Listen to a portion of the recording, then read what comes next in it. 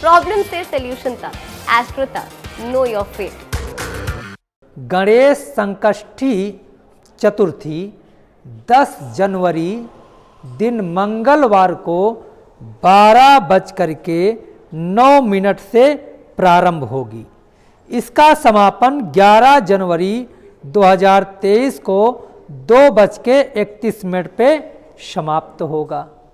देखिए, उदया तिथि तो 11 तारीख को है, लेकिन इस व्रत में कुछ खास विधि होती है जो शाम के समय चतुर्थी होने पे ही संपूर्ण की जाती है। देखिए, इस पूजन में भगवान गणपति के साथ साथ चंद्रमा का पूजन किया जाता है, चंद्र अर्घ दिया जाता है। इसलिए चंद्रमा के समय, चंद्र उदय के समय 10 तारीख को ही है। इसलिए 10 जनवरी दिन मंगलवार को निश्चित रूप से गणेश संकष्टी चतुर्थी व्रत किया जाएगा।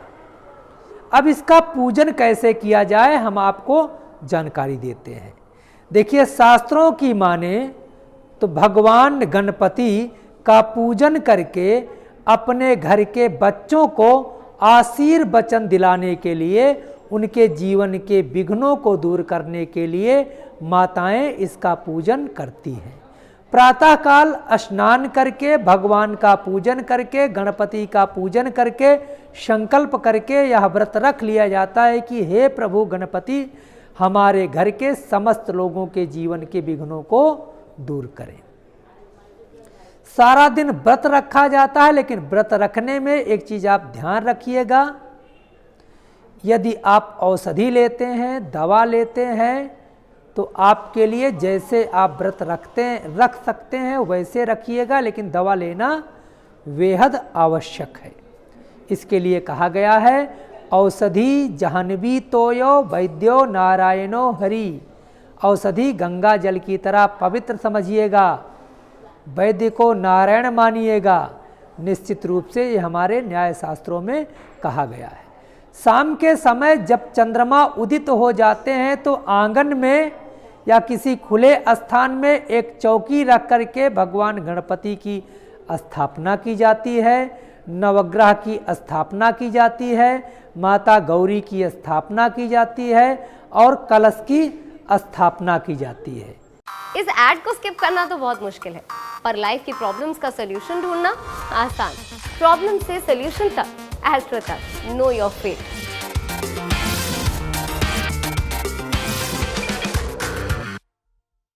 गुड़ गंजी और जो है तिल के लड्डू बना करके भगवान गणपति का भोग लगाया जाता है। माताएं जब चंद्रमा उदित हो जाती हैं उस समय भगवान की 3 परिक्रमा गणपति की जो है निश्चित रूप से लगा करके 3 बार भगवान चंद्रमा को अर्घ देती हैं।